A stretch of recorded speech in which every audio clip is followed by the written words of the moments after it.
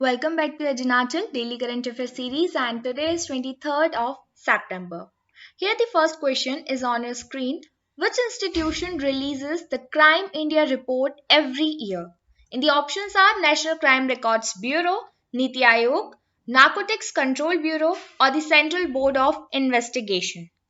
The correct answer is option A, National Crime Records Bureau जो है हर साल crime India report release करता है और इस साल 2020 के लिए रिपोर्ट रिलीज की गई है। जो भी रिपोर्ट्स होती है वो हमारे एक साल बैक के डेटा पर बेस्ड होती है, राइट?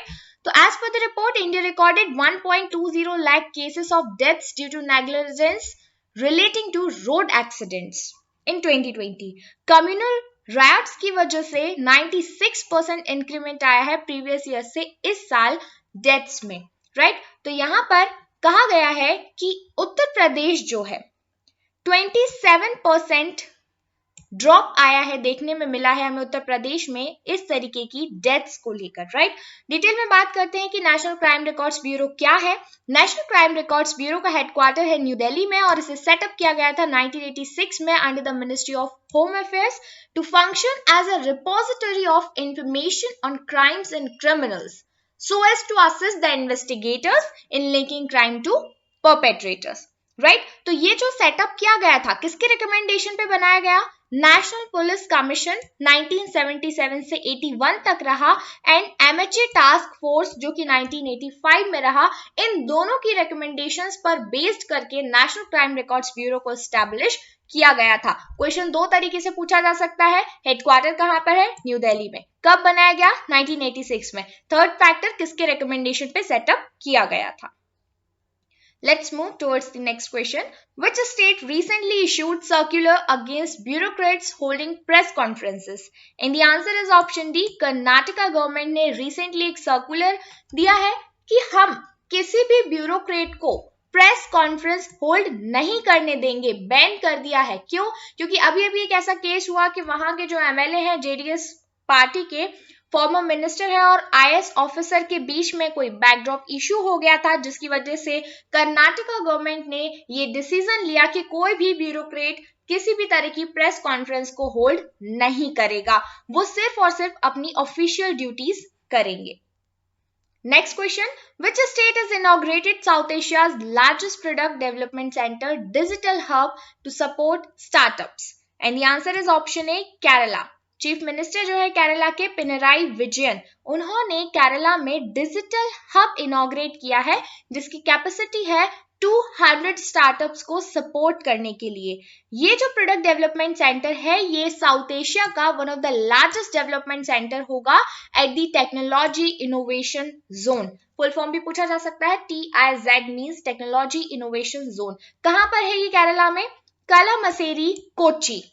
आपको लोकेशन भी याद रखनी होगी, कलामसेरी कोची में लोकेटेड है ये और इसका मेन एम है कि डायरेक्टली एम्प्लॉयमेंट अपॉर्चुनिटीज जनरेट करना 2500 पीपल को उस हब में।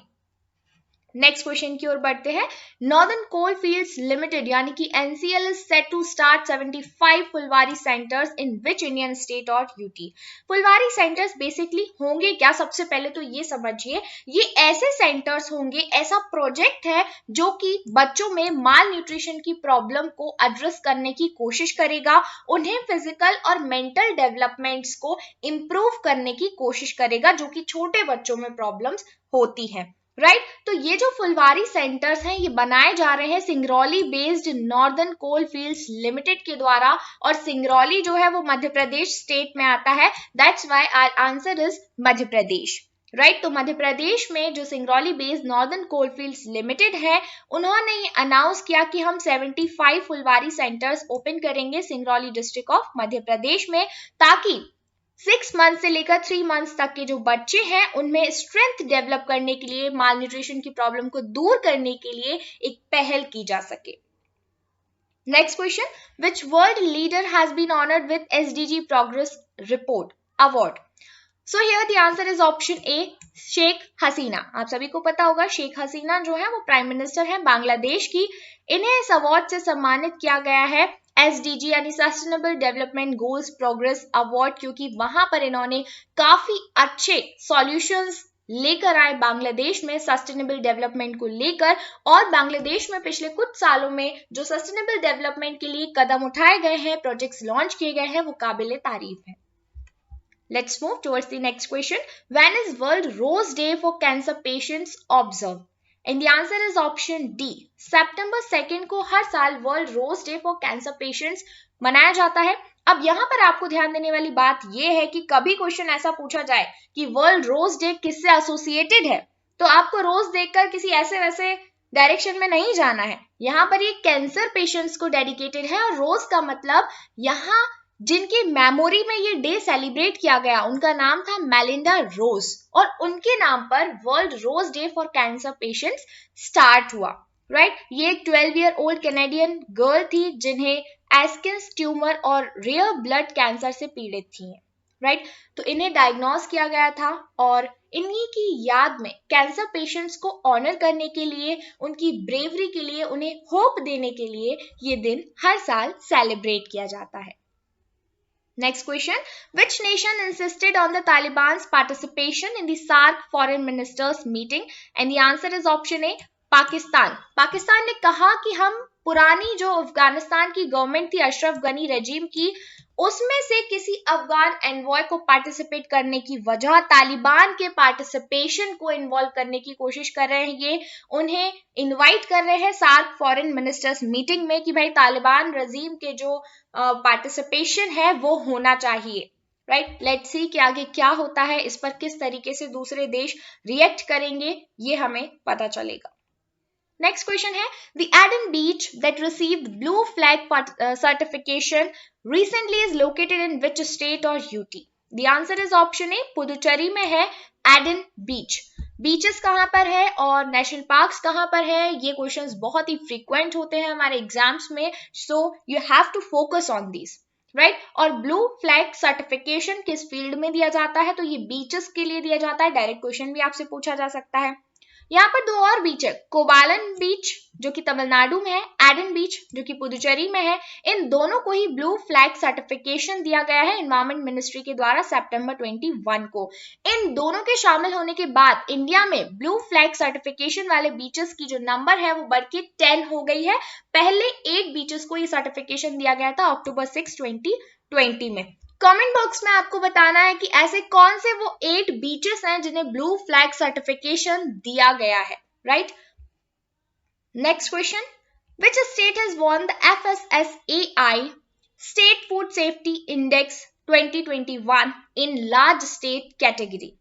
The answer is option C. Gujarat को large state category में Food Safety and Standard Authority of India के द्वारा State Food Safety Index का अवार्ड दिया गया है। फर्स्ट नंबर पे ये आया है इस इंडेक्स में। तो यहाँ पर देखेंगे हम कि लार्ज स्टेट्स की कैटेगरी में गुजरात है, स्मॉल स्टेट्स की कैटेगरी में कौन है, गोवा। और अगर हम बात करें यूनियन टेरिटरीज की तो उस कैटेगरी में जम्मू कश्मीर जो है वो इंडेक्स में टॉप पर है। ये इंडेक्स काफी इंपॉर्टेंट है, आपको तीनों ही याद रखना है, Gujarat, Goa and Jammu Kashmir. Let's move towards the next question. Who has been named as the new Chief of Air Staff to succeed incumbent Air Chief Marshal RKS Bhadauria? तो RKS भदौरिया जी को रिप्लेस करके अब विवेक राम चौधरी जी जो हैं वो new chief of air staff के तौर पर अपॉइंट किए गए हैं। Next question, name the prime minister of Canada who has won third tenure after winning general election 2021। Third tenure के लिए चुने गए हैं prime minister of Canada Justin Trudeau. Justice Trudeau याद रखना है आपको, ये है। और यहाँ पर कंफ्यूजन हो जाती है, कई बार लोग फ्रांस और रशिया और कनाडा इनके प्राइम मिनिस्टर्स में कंफ्यूज रहते हैं। कुछ इनडायरेक्टली क्वेश्चंस भी पूछे जा सकते हैं, तो आप नाम याद रखिएगा। नेक्स्ट क्वेश्चन हमारा है, name the mountaineer who has achieved the feat of becoming the fastest Indian to scale 2 peaks.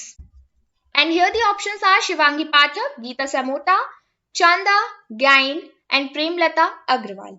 The answer is option B. Geeta Semota ji जो हैं वो एकमात्र ऐसी माउंटेनियर हैं जिन्होंने फास्टेस्ट इंडियन का खिताब जीता है टू स्केल 2 peaks. कौन कौन सी 2 peaks हैं वो? यहाँ पर आप देखेंगे अफ्रीका और रशिया में 2 peaks को इन्होंने सबमिट किया है।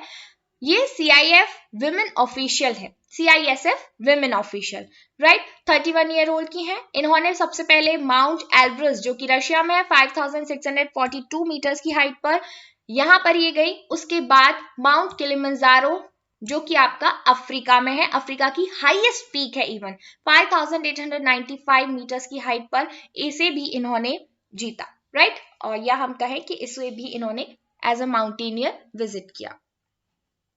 तो यहाँ पर आपको दो चीजें याद रखनी होंगी। अगर आपसे क्वेश्चन पूछा जाता है कि माउंट एल्ब्रस कहाँ पर है, तो रशिया में है। माउंट किलिमंजारो कहाँ पर है, तो ये अफ्रीका में लोकेटेड है, तंजानिया में, राइट। दोनों चीजें आपको याद रखनी है।